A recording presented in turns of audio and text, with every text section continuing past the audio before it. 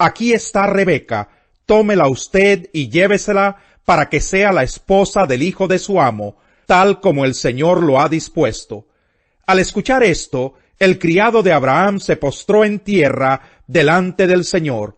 Luego sacó joyas de oro y de plata y vestidos y se los dio a Rebeca. También entregó regalos a su hermano y a su madre.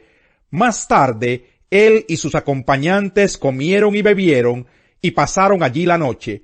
A la mañana siguiente, cuando se levantaron, el criado de Abraham dijo: «Déjenme ir a la casa de mi amo». Pero el hermano y la madre de Rebeca le respondieron: «Que se quede la joven con nosotros unos 10 días, y luego podrás irte». «No me detengan», repuso el criado, «el Señor ha prosperado mi viaje, así que déjenme ir a la casa de mi amo». «Llamemos a la joven a ver qué piensa ella», respondieron. Así que llamaron a Rebeca y le preguntaron: «¿Quieres irte con este hombre?» «Sí», respondió ella. Entonces dejaron ir a su hermana Rebeca y a su nodriza con el criado de Abraham y sus acompañantes, y bendijeron a Rebeca con estas palabras: «Hermana nuestra, que seas madre de millares, que dominen tus descendientes las ciudades de sus enemigos». Luego Rebeca y sus criadas se prepararon, montaron en los camellos y siguieron al criado de Abraham. Así fue como él tomó a Rebeca y se marchó de allí. Ahora bien, Isaac había vuelto del pozo de la Jai-Roí, porque vivía en la región del Negev. Una tarde salió a dar un paseo por el campo. De pronto, al levantar la vista, vio que se acercaban unos camellos. También Rebeca levantó la vista y al ver a Isaac, se bajó del camello y le preguntó al criado: «¿Quién es ese hombre que viene por el campo a nuestro encuentro?» «Es mi amo», contestó el criado. Entonces ella tomó el velo y se cubrió. El criado le contó a Isaac todo lo que había hecho. Luego Isaac llevó a Rebeca a la carpa de Sara su madre, y la tomó por esposa. Isaac amó a Rebeca, y así se consoló de la muerte de su madre. Capítulo 25. Abraham volvió a casarse, esta vez con una mujer llamada Setura. Los hijos que tuvo con ella fueron Simrán, Jocsán, Medán, Madián, Isbac y Suac. Jocsán fue el padre de Sabá y Dedán. Los descendientes de Dedán fueron los asureos, los letuseos y los leumeos. Los hijos de Madián fueron Efá, Efer, Hanoc, Abidá y Eldá. Todos estos fueron hijos de Setura. Abraham entregó todos sus bienes a Isaac.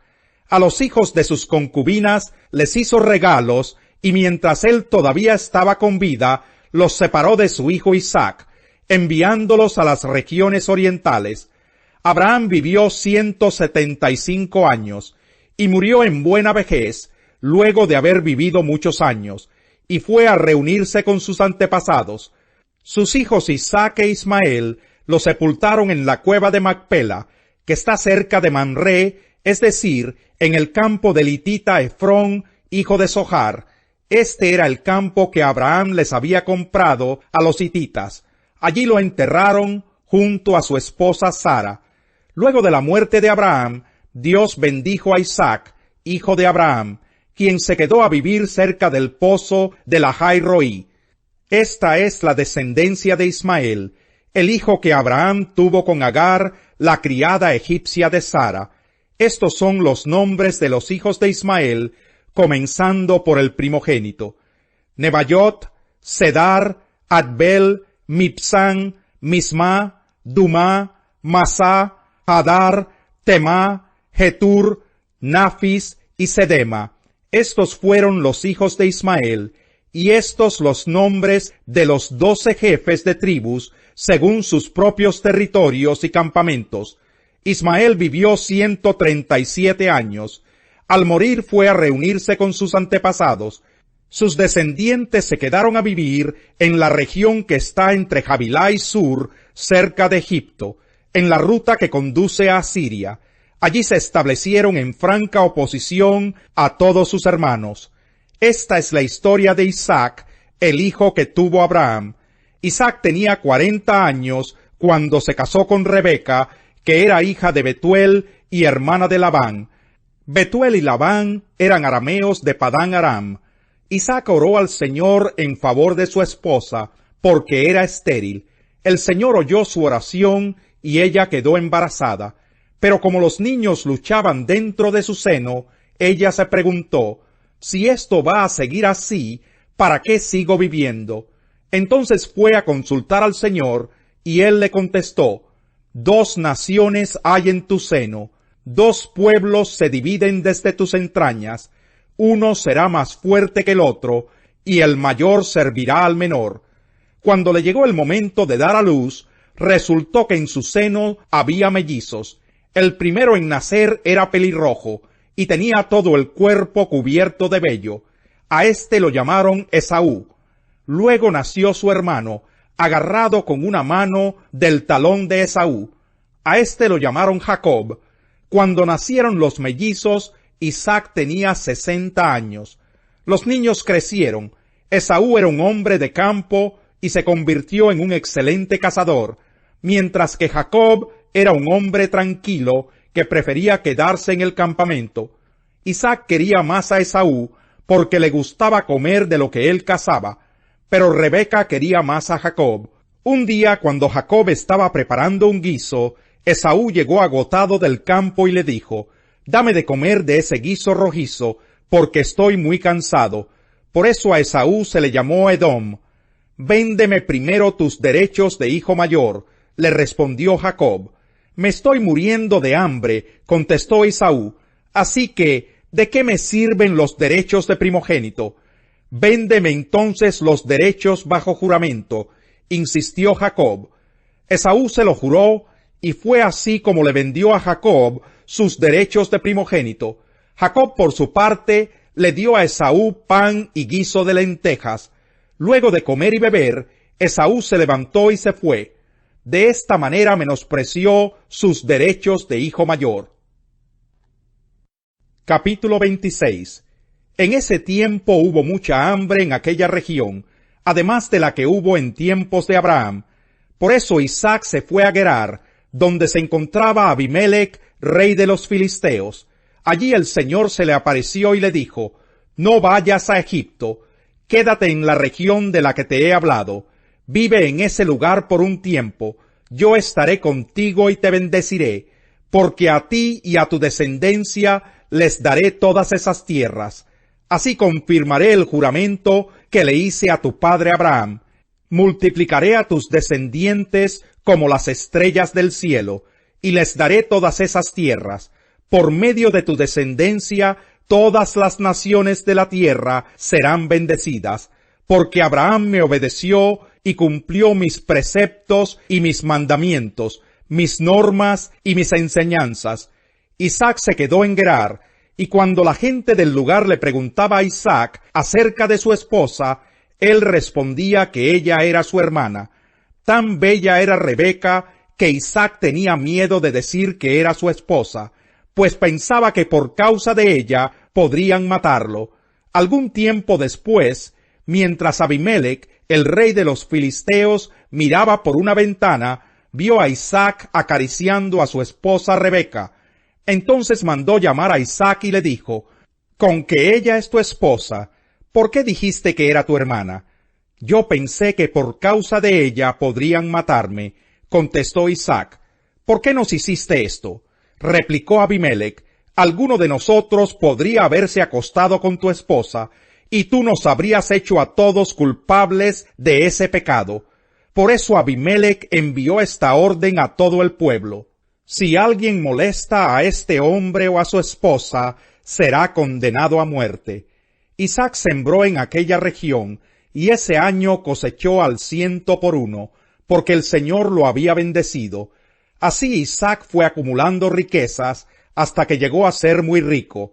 Esto causó que los filisteos comenzaran a tenerle envidia, pues llegó a tener muchas ovejas, vacas y siervos. Ahora bien, los filisteos habían cegado todos los pozos de agua que los siervos del padre de Isaac habían cavado. Así que Abimelech le dijo a Isaac, «Aléjate de nosotros, pues ya eres más poderoso que nosotros». Isaac se fue de Cuando Jesús vio a la multitud que lo rodeaba, dio orden de pasar al otro lado del lago. Se le acercó un maestro de la ley y le dijo: Maestro, te seguiré a donde quiera que vayas. Las zorras tienen madrigueras y las aves tienen nidos, le respondió Jesús, pero el Hijo del Hombre no tiene donde recostar la cabeza. Otro discípulo le pidió: Señor, primero déjame ir a enterrar a mi padre. Sígueme, le replicó Jesús, y deja que los muertos entierren a sus muertos. Luego subió a la barca y sus discípulos lo siguieron. De repente se levantó en el lago una tormenta tan fuerte que las olas inundaban la barca, pero Jesús estaba dormido. Los discípulos fueron a despertarlo. Señor, gritaron, sálvanos, que nos vamos a ahogar. Hombres de poca fe, les contestó, ¿por qué tienen tanto miedo? Entonces se levantó y reprendió a los vientos y a las olas, y todo quedó completamente tranquilo. Los discípulos no salían de su asombro, y decían, ¿qué clase de hombre es este que hasta los vientos y las olas le obedecen? Cuando Jesús llegó al otro lado, a la región de los Gadarenos, 2 endemoniados le salieron al encuentro de entre los sepulcros. Eran tan violentos que nadie se atrevía a pasar por aquel camino. De pronto le gritaron: ¿Por qué te entrometes, Hijo de Dios? ¿Has venido aquí a atormentarnos antes del tiempo señalado? A cierta distancia de ellos estaba paciendo una gran manada de cerdos. Los demonios le rogaron a Jesús: si nos expulsas, mándanos a la manada de cerdos. Vayan, les dijo. Así que salieron de los hombres y entraron en los cerdos, y toda la manada se precipitó al lago por el despeñadero y murió en el agua. Los que cuidaban los cerdos salieron corriendo al pueblo y dieron aviso de todo, incluso de lo que les había sucedido a los endemoniados.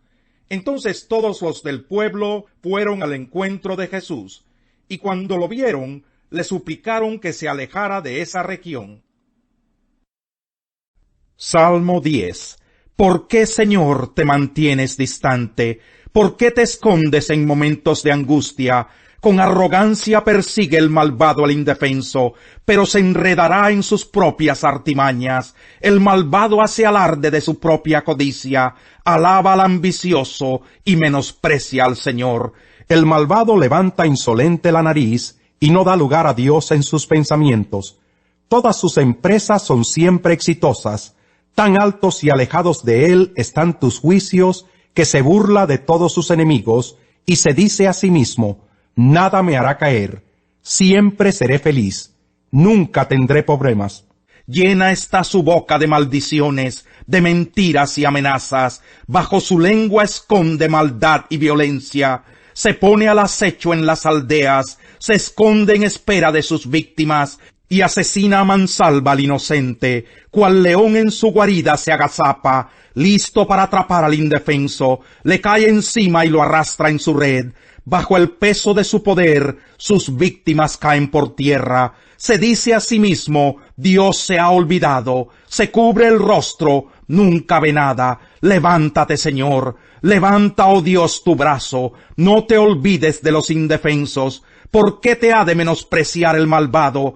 ¿Por qué ha de pensar que no lo llamarás a cuentas? Pero tú ves la opresión y la violencia, las tomas en cuenta y te harás cargo de ellas. Las víctimas confían en ti, tú eres la ayuda de los huérfanos. Rómpeles el brazo al malvado y al impío, pídeles cuentas de su maldad y haz que desaparezcan por completo. La memoria de los justos es una bendición, pero la fama de los malvados será pasto de los gusanos. El de sabio corazón acata las órdenes, pero el necio y rezongón va camino al desastre.